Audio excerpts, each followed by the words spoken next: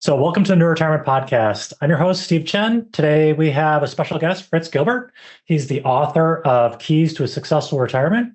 Fritz is a former corporate exec, and he's made the transition to retirement 6 years ago. He also runs the popular blog, The Retirement Manifesto. That's how we originally met. And he's written about his journey to and now living in retirement for actually 9 years. So, we're going to get Fritz's 6 year take on what he's learned 6 years into retirement. So with that, Fritz, welcome to our show. Appreciate you taking the time to join us. Hey, Steve, thanks so much. I remember back when we met in 2017 at FinCon, and I hadn't even retired yet. I was a year out and a couple of years into my blog, and you were just starting new retirement. And now look at us, these many years later, I've been retired 6 years, living in the mountains and just loving life, and you're doing great with new retirement. So congratulations. Great. Thanks for having me back on the show. Yeah, no, I'm glad we've kind of kept in touch, and obviously we're doing some work together as well. So yeah, would love to get kind of your take on, just catch the audience up, like what's new kind of recently with like life and stuff like that. Yeah, well, when I was still working, we were in Atlanta. So when I retired, we moved up to our cabin in the mountains in Blue Ridge, Georgia, right on the Tennessee border. So we're in the Appalachian Mountains, right where the Appalachian Trail starts.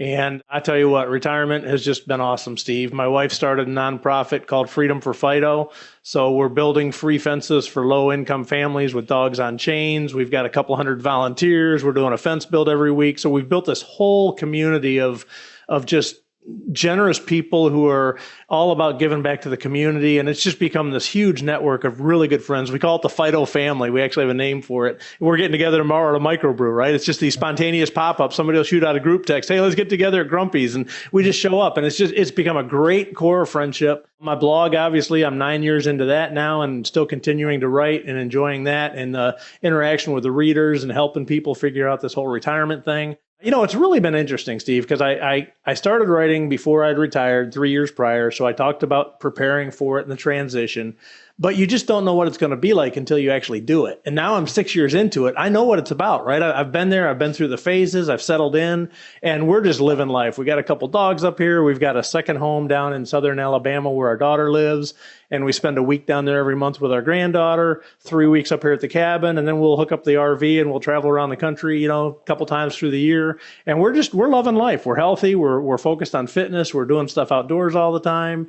And I couldn't be happier, Steve. Life is very good. We're blessed. Yeah. Well, I know I see you on Facebook and social media, and it definitely seems like everything you're communicating. I see the work with the dogs and like you're building stuff on your properties and you're trekking around the country. Yeah, and I definitely envy the fact that you have accomplished this and can live confidently. I mean, it's interesting how you're focusing on health. I want to talk about that. Like, you remember you were reading Younger Next Year, and you've obviously been running around, but also, because of that, and hopefully, knock on wood, staying healthy, you could live quite a long time.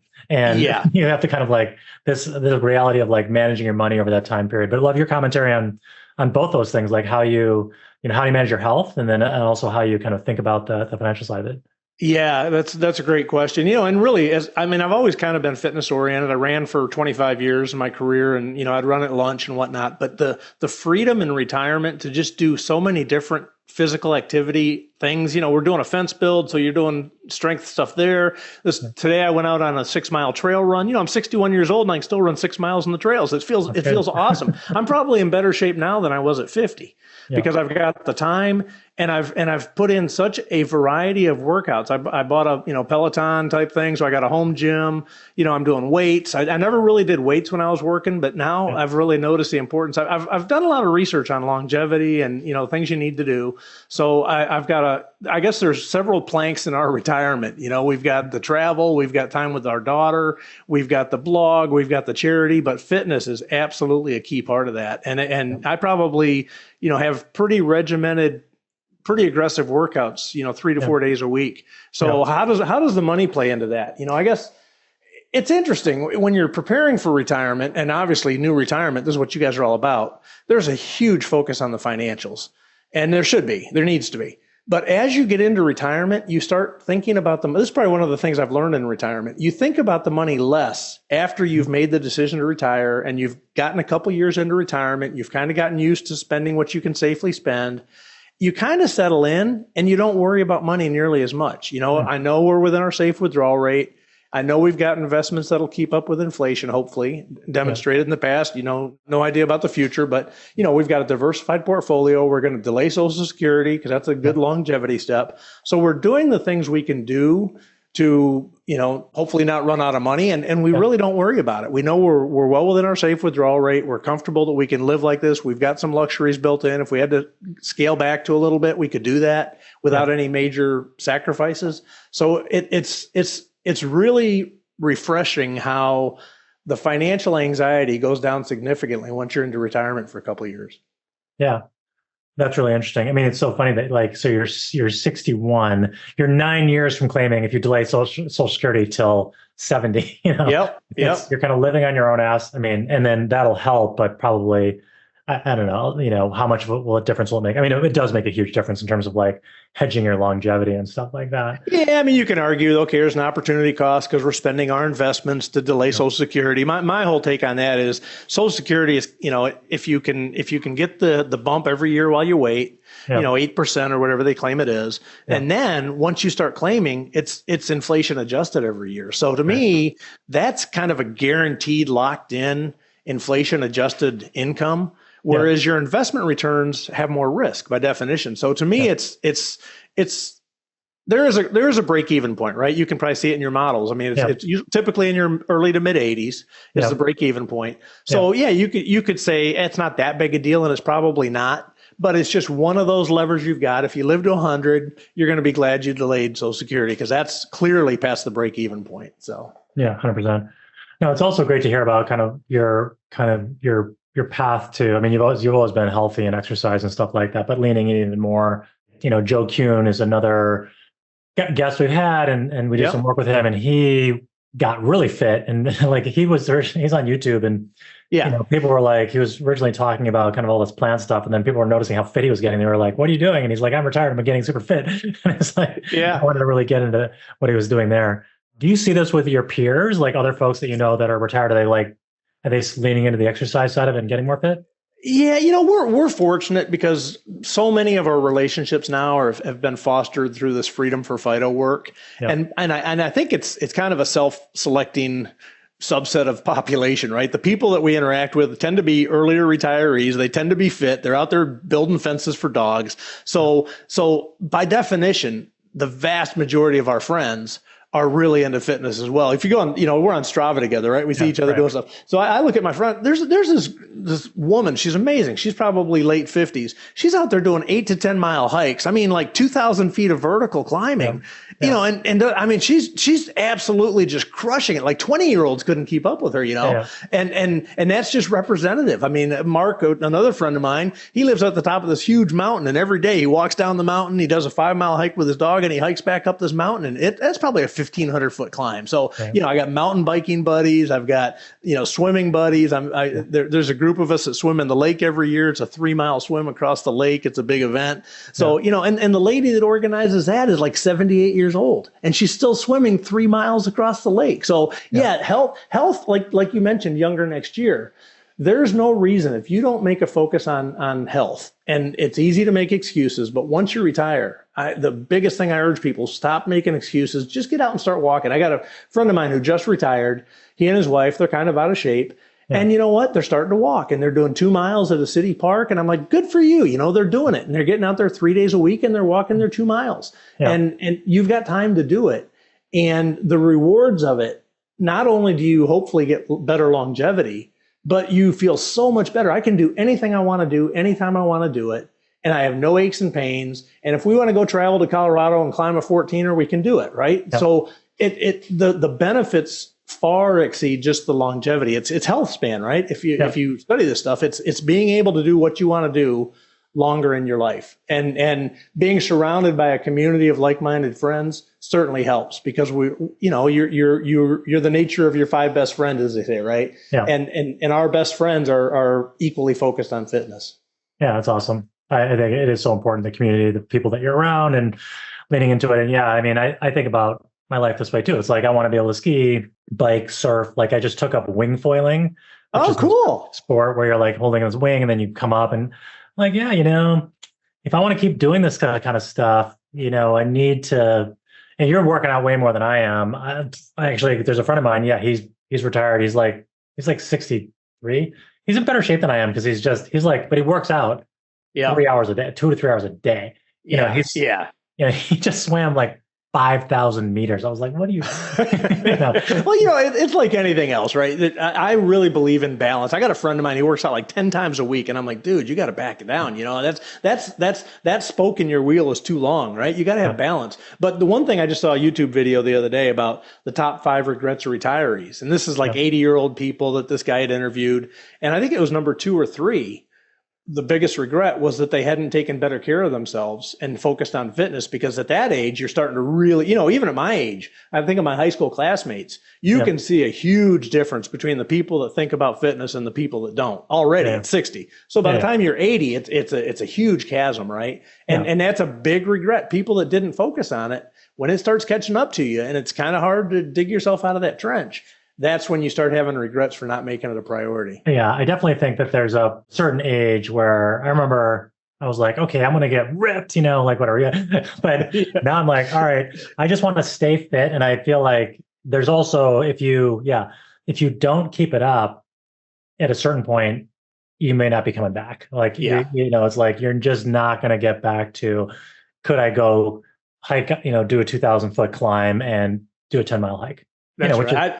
I just published a post last week, longevity lessons from a 91-year-old. And this guy, 91 years old, he can still do 15 push-ups, 2 chin-ups. He jogs a little bit. He walks a lot. And, he's 91 years old. So and Younger Next Year was all about this. You can do stuff well into your late 70s, early 80s. If you maintain your fitness, you can do the same thing at 79 that you can do at 50.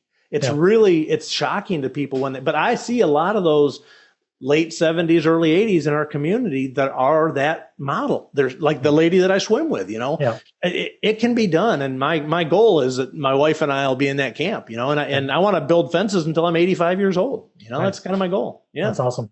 That's cool. So what are the biggest lessons you would share kind of 6 years in? Like one of the things you talked a lot about at the beginning that I know you hedge is sequence of return risk. And actually, I'd love to you share kind of your thinking there. But also, does that go away? Because it kind of feels like you have a long duration ahead of you. Don't you always have that sequence of return risk, or do you feel like there's a big risk right as you retire? Well, you could argue, because I'm only 61. Most people are retiring now, right? I've already been retired 6 years, so I should absolutely see it as big a risk now as I did at 55, but I don't. And I went through the bear market, of 2020, was it 2020, 2022? There've been a couple bear markets since I've retired. Yeah. And I really put a lot of focus. I use the bucket strategy. So I keep 3 years of cash. Obviously, with interest rates being higher, it's less of an opportunity cost to do that these days.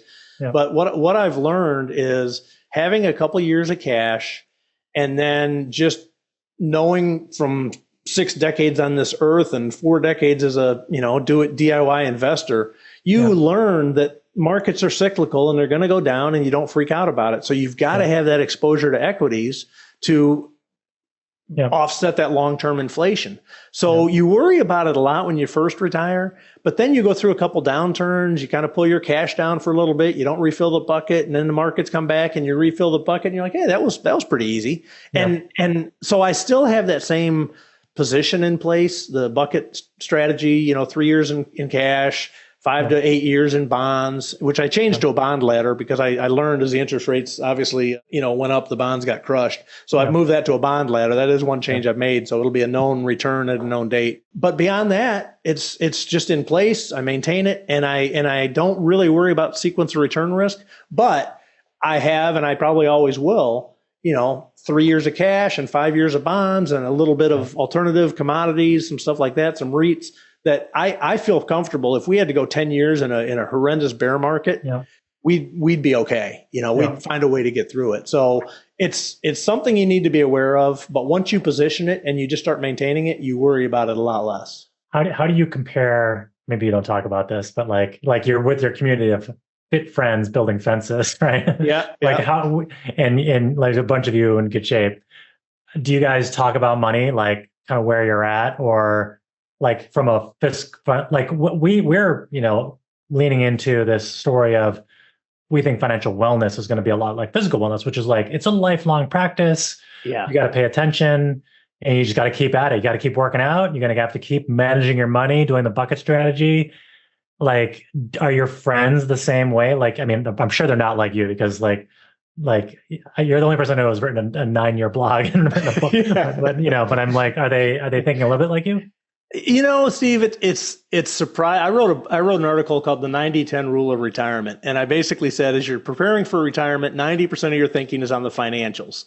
And then you get into retirement and it switches. And 90% of your thinking is about life and only 10% is about financials. And I can honestly tell you, 6 years retired, active in the community, tons of friends, a lot of them, obviously, apparently quite affluent, early retirees. We never talk about money. Okay. We never talk about it. I don't know what most of these people did while they were working. It's not even relevant. It's really strange how now I started a retirement mastermind group about 2 years ago. And it's like 8 of us, 8 guys, all kind of similar age. And in that group, we'll talk a little bit about money because it's intentionally focused to talk about retirement. But even there, we don't share specific net worths. We don't really talk about asset allocation. We'll talk concepts. Yeah. We'll talk about safe spending strategies and safe withdrawal rates, but I have no idea. I know the one guy, he's got a property that he's putting up to sell. So it's okay. That guy's loaded. He's got a very valuable property. So you kind of get little things like that you see, but it's not something that we kind of make a big part of our life. It's surprising. That's a surprise to me in retirement, that it's not a big topic. Yeah. Well, but it's good that there are people who are confident. I mean, it's interesting. Like, I look at my friends and that are approaching retirement, and some of them are thinking about it, right? So a little bit, it feels like it reflects the wealth concentration in this country, where some people are like, they don't have to think about money at all. They're just like, whatever, I have tons of it. It's all over the place, and like, who cares? And then most people are like, I gotta pay attention, and maybe it's not going to be that great, and I got to work for this amount of time, and like, it's not a slam dunk. Yeah. So a lot of it also depends, I think, on where you live. I mean, we live in, Northern California. It is very expensive to live here. And, I think that like a lot of people are probably going to end up making trades where they might be like, all right, you know what, I'll go to Mexico for a few years, or I'll go somewhere else in the country and, like downsize. I'm going to have to carry this expensive house around and taxes and all that stuff. Yeah, and I think part of that where I live is very low cost, and most of the people that are here that are retirees, they've moved here from somewhere else. We actually have somebody that moved here from Silicon Valley. They were we joke they were Silicon Valley billionaire. I mean, we have no idea, but they were obviously, they did very well, but they don't talk about it, right? It's like we always like, where did you work? Were you with Google, or and they don't talk about it. But the point being, there's clearly some people that did well in high cost of living areas, and they intentionally chose to move here because it is a low cost of area with a plethora of outdoor activities. So it draws outdoor enthusiast type of retirees that typically have done pretty well in other parts of the country. You should just buy a bunch of real estate and then like get on the podcast circuit and like pump it up. We're lucky. I tell you, we're lucky. That's one thing. You talk about buying a second home in retirement, or we bought our house in 2009, our cabin.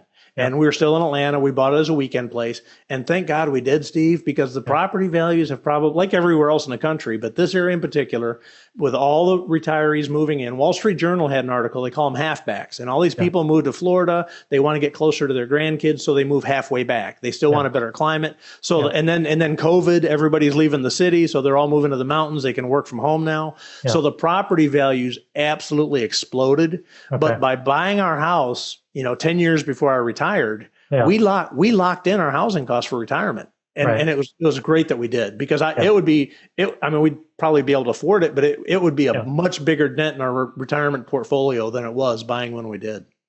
That's interesting.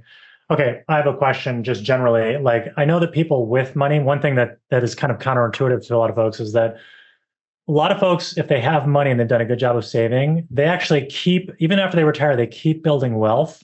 Yeah. And they pass away with more money. Yeah. Is that your story, or is it like, are you kind of like, you don't have to share the details if you don't want to, I'm just curious.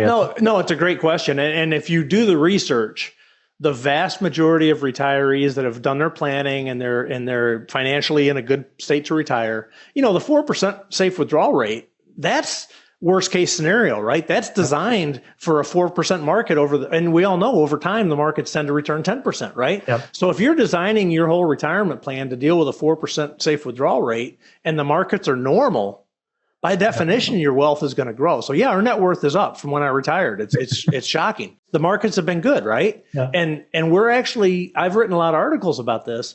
Yeah. After being kind of conservative our whole lives and being very careful in our spending and having a high savings rate, it's hard to go from a lifelong saver to a retirement spender. And that's one of the lessons I've learned. It's hard to spend money, and most people don't do a very good job of it. So I'm encouraging people, look, your safe withdrawal rate, automatically transferred into your checking. If you have money left at the end of the year, give it to charity. Force yourself to spend it, because otherwise you're going to end up with a portfolio twice as big as when you're retired.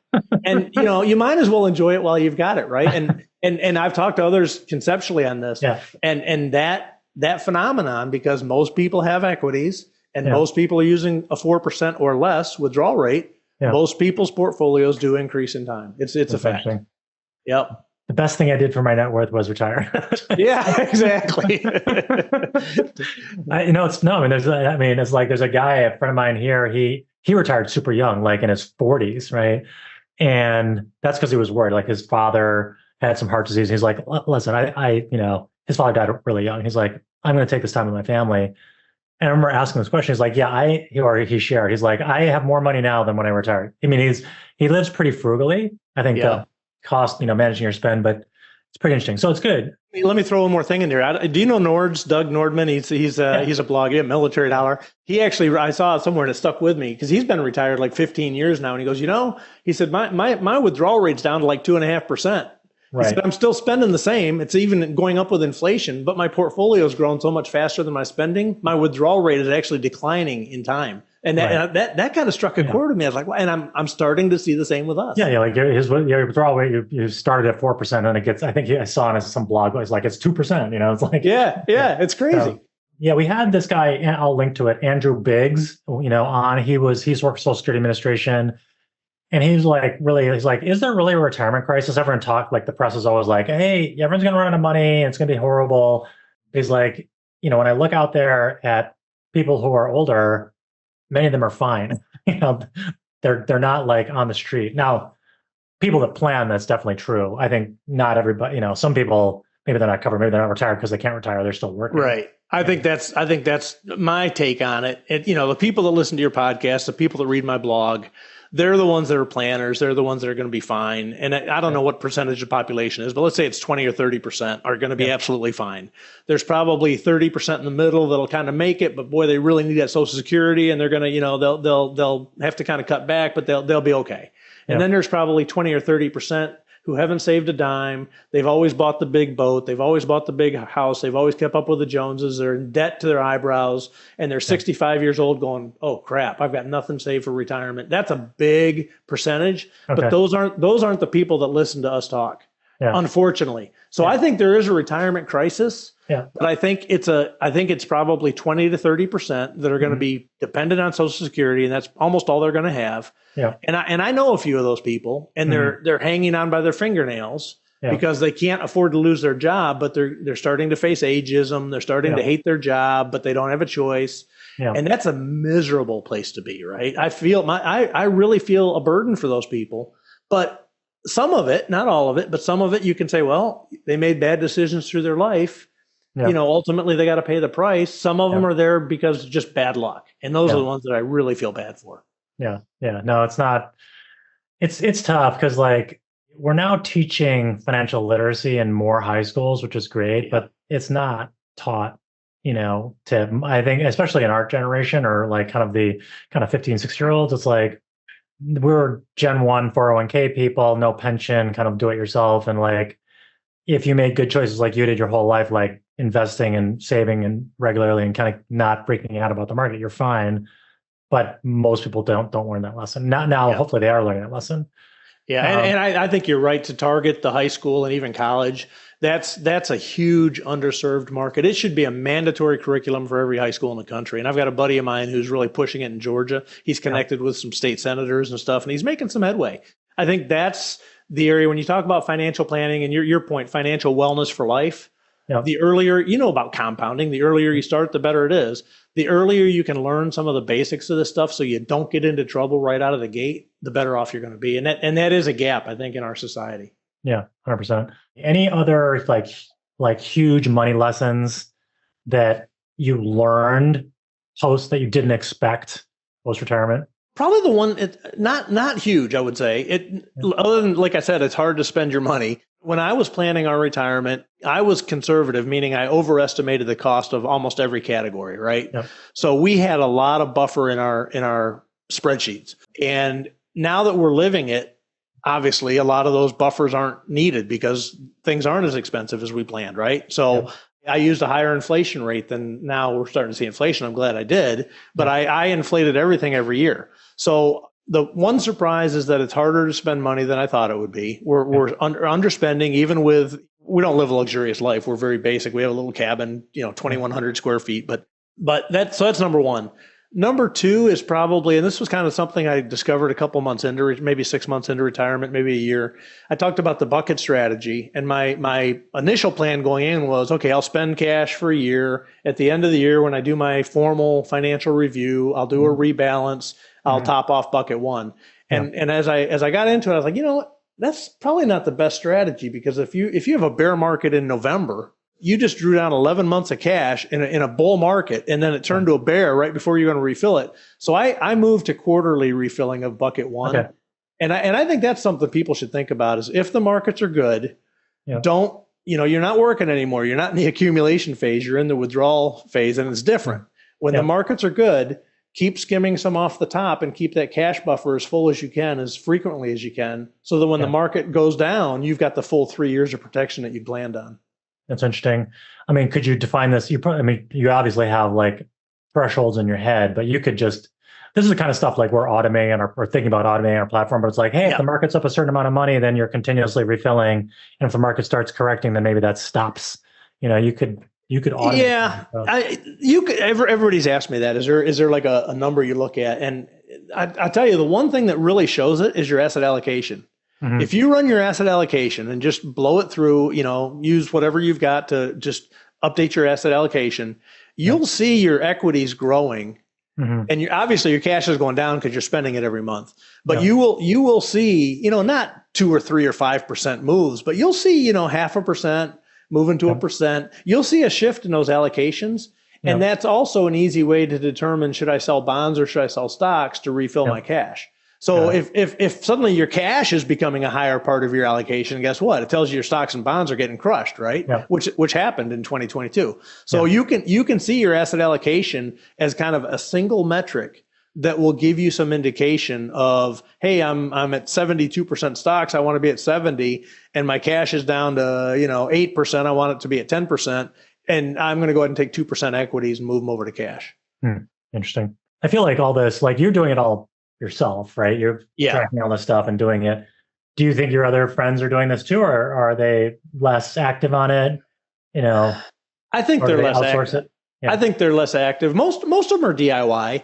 Again, we were talking about how much cash doesn't make sense, because I get a lot of criticism. 3 years cash, that's crazy. That's way too much, And I'm like, no, it's okay. I'm good with it. 5% interest these days. That's less of an opportunity cost. And I sleep great at night. I never worried through the 2 downturns since I've retired.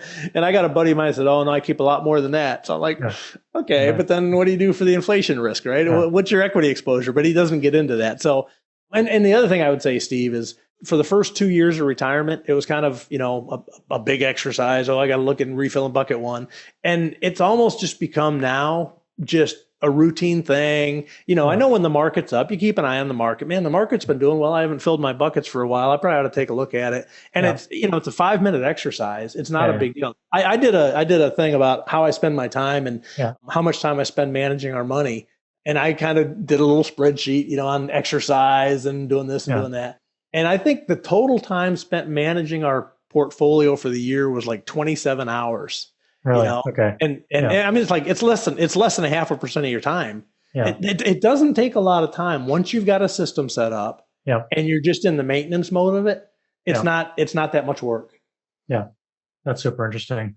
I feel like a lot, this stuff is going to get automated for a lot of people and it would be helpful for folks.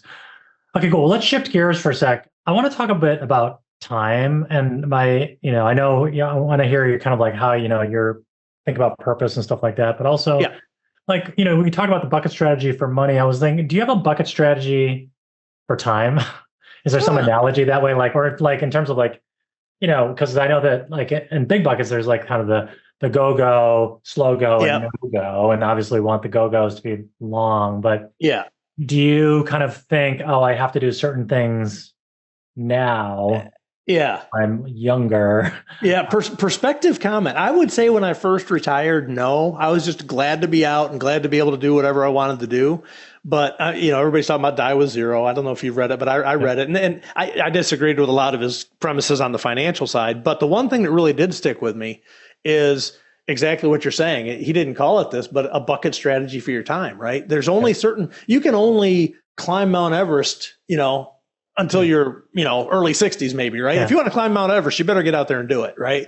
So prioritize the things you want to do early because you don't want to wait too long and then have regrets. And that impacted me. So my wife and I, again, we talked about not being able to spend all your money or, it's hard to spend money. We've been talking about doing, a big like a Nordic cruise, right? And we were just talking about, we took our daughter and granddaughter on a little Disney cruise and we're like, man, we're not doing a Disney cruise again. It's fine, but it's for kids, right? And my wife and I were saying, we need to do a cruise for adults. Let's do something really nice. We've cruised maybe 7-8 times over our life. And we want to do something big. So we just booked because we're 61 and next year we're going to be 62. And we're like, who knows how long we can do this kind of thing. So we booked a cruise to Greenland and the Northwest Passage. And we went with a nice cruise line, Viking, went top of the line. We're like, doggone it. Yes, now is the time. We are in the go-go years. We don't know how long they're going to last. And that was one of the other regrets people had is that they didn't spend their money when they could still do things that they wanted to do, and so we are starting to think like that and okay, let's take a big trip. And it takes like 22 hours to get to this little town in Greenland where we get on the ship. It's crazy. You got to fly to Boston, then you got to fly to Iceland, then you got to connect from Iceland up to Greenland.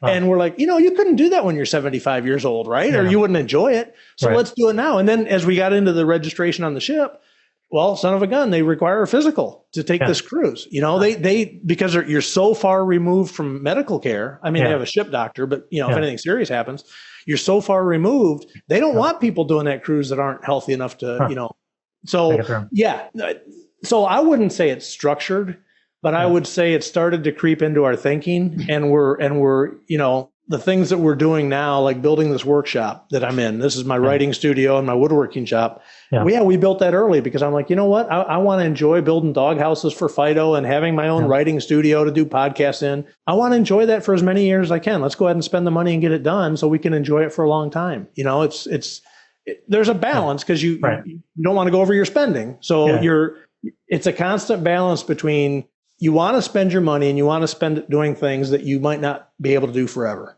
Right. Yeah. Like it becomes an interesting problem to solve because you think probably the list of things you want to do, like your cruise and your work and stuff like that. And then you got to stack rank them. And then you also have to filter by what it costs and your physical capability and all that stuff, but did you do that kind of exercise? Do you have people call it a bucket list or whatever? Not a better name for it. It's not like a bucket list for life. It was like a decade list or something, or whatever. There's oh, that's a good idea. Time sequence. It was here's the things I want to do in this time frame. I think that was in Die with Zero that he did that. A buddy of mine calls it his dump truck list. He said, I got so much stuff in my list that, when I was planning for retirement, I did a bucket list and all these, we haven't really looked at it. It's not driving our life. We're kind of, so much of our life was structured. When I was in the corporate world, you had to do the 5-year strategic plan every year. And I just hated that stuff. So my wife and I both kind of decided, when we get into retirement, it's going to be much more of my favorite word is serendipity. And serendipity is just kind of exploring as you go and, discovering new things unexpectedly. And we've kind of made a conscious decision to live our retirement in a more serendipitous fashion.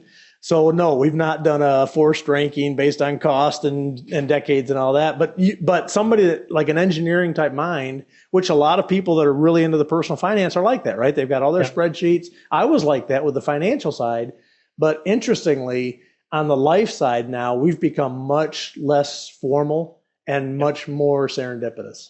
So, do you think, I mean, you're 61, right? Like with healthcare and stuff like what age do you like how long are you planning to live for? Like how long do you think you might live for? Like realistic. I mean, obviously we all hope for a long time. When I did our cash flow timeline for retirement, I put it out to 95 because I'm like, okay, I'm probably not going to live that long, but I'm going to plan that long just to make sure, we're good. I don't want to retire and then get to be 90 and run out of money. So I ran it out to 95. Who knows? I mean, healthcare technology, right? You talk about fintech. Well, there's a lot going on the healthcare side. I think it's not at all inconceivable that between my wife and I, both of whom are healthy, both of whom are 61, the odds of one of us living to 100 are probably 30%. Right. So I fully expect to live into my 90s and I expect my wife will live a couple years longer than me. So, but I don't really obsess about it. I focus on enjoying every day that I'm given while I still have the health, we have the financial resources, and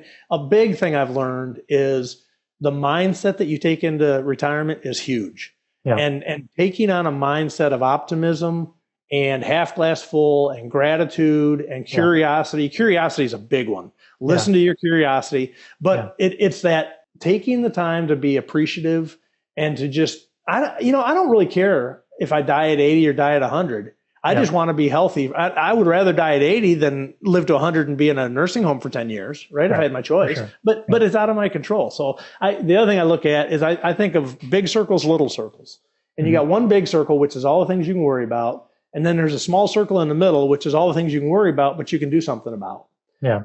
And I can't do anything about my genetics, right? They are what they are. But guess what? I can do something about my physical fitness. That's small circle. So I'm making that a focus. So I try to focus my time and energy looking at things in the small circle and not worrying too much about stuff in the big circle. That's one of the mindset things I've taken on for retirement.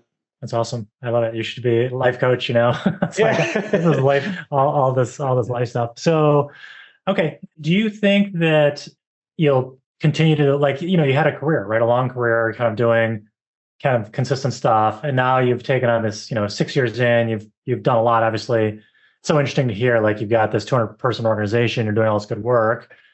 Do you want to keep growing that? Or do you think that you'll shift gears and pick up another thing? Or how do you see that unfolding? You clearly have a ton of human capital, right? You could go back to work tomorrow if you wanted to. Yeah, sure. So. The way I look at that, Steve, and I've written articles about this, I compared life in retirement to a poker hand. And I said, you've got a hand of cards and you're holding the cards you're holding.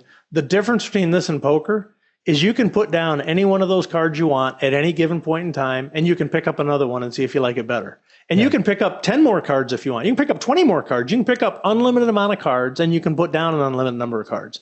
Yeah. So I'll give you an example. When I first retired, this is a big fly fishing area, and I like fly fishing. You're on the river. It's nice. It's peaceful. I'm like, man, I'm going to fly fish all the time. That was a card in my hand.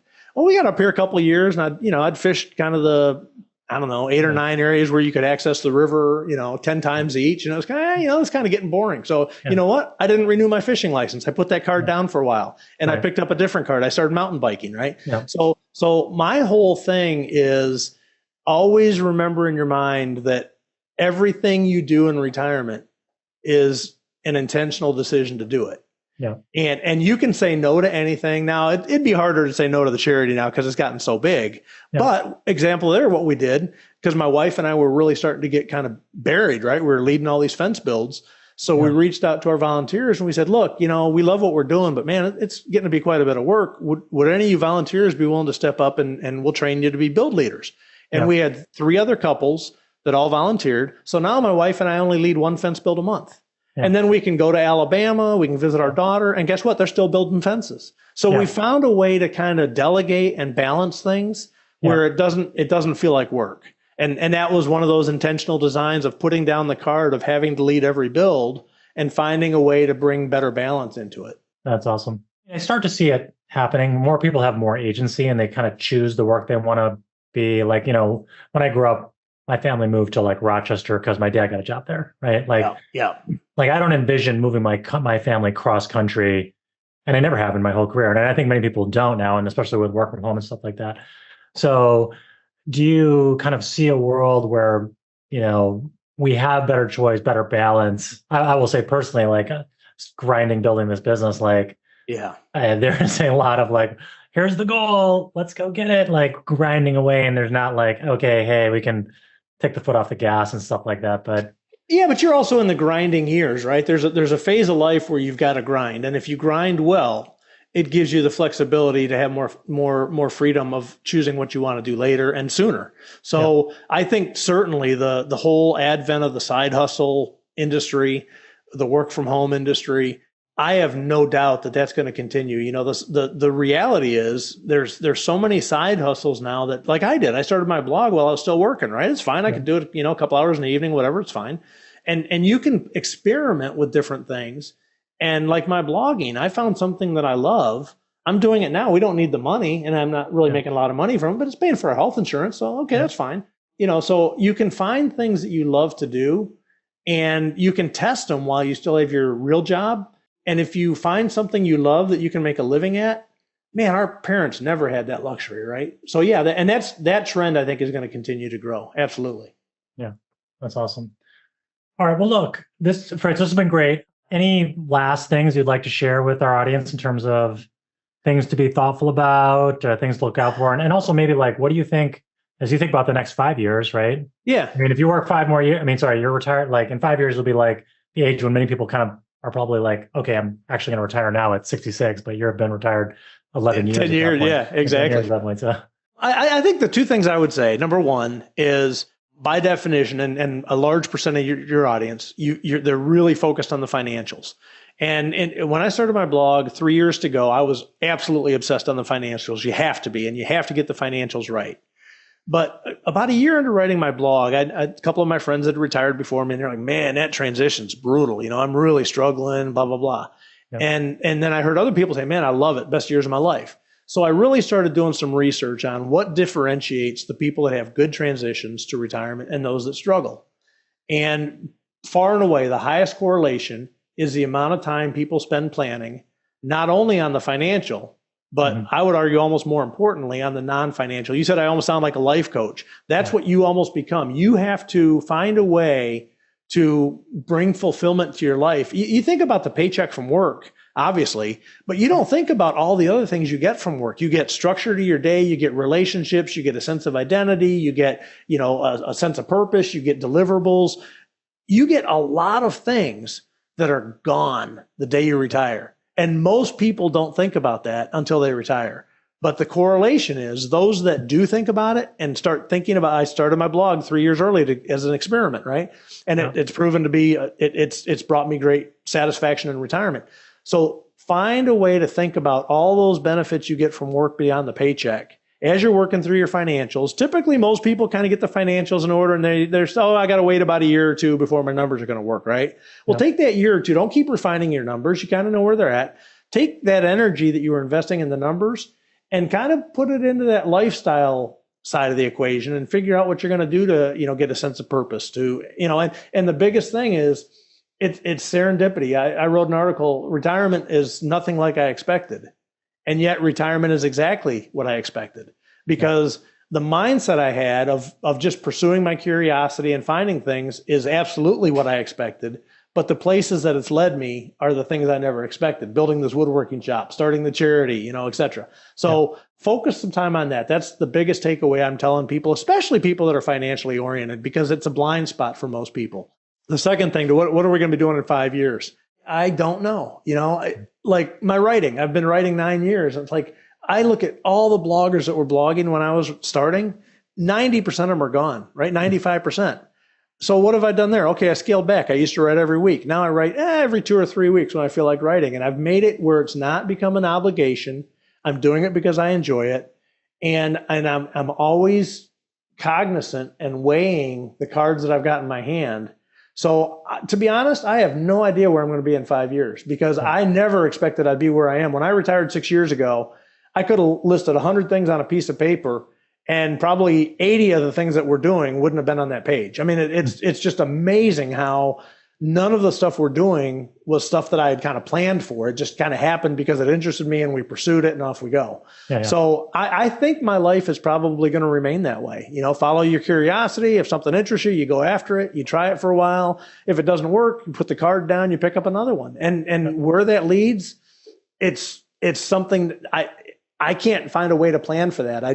I go thankfully along to wherever it leads. And I love the journey. It's a great way to live life. It's awesome. I think we got to do it. I'll have to find do a clip of your 6 years ago and now. And we have essentially the same or higher energy. Hopefully higher. I'm younger. I'm younger now than I was. You're 6 years younger. Yeah, awesome. 6 years younger next year, every year. Exactly. All right, cool. Well, look, Fritz, thanks for joining us. We will direct folks to your book, Keys to Successful Retirement, and your blog, Retirement Manifesto. And everyone who's listening, thanks for listening and being part of this community. And hopefully you check out Fritz's stuff, and hopefully you build a plan and update your stuff at newretirement.com, which is very soon, maybe when you listen to this, going to have a new name. So that's coming. We haven't talked too much about that, but that is coming. So anyway, appreciate it. Also, any reviews are welcome, and any sharing of our site is also welcome. So with that, thank you very much. And Fritz, thanks for coming on the show. Thank you, Steve. We'll see you in 6 years. Hopefully sooner.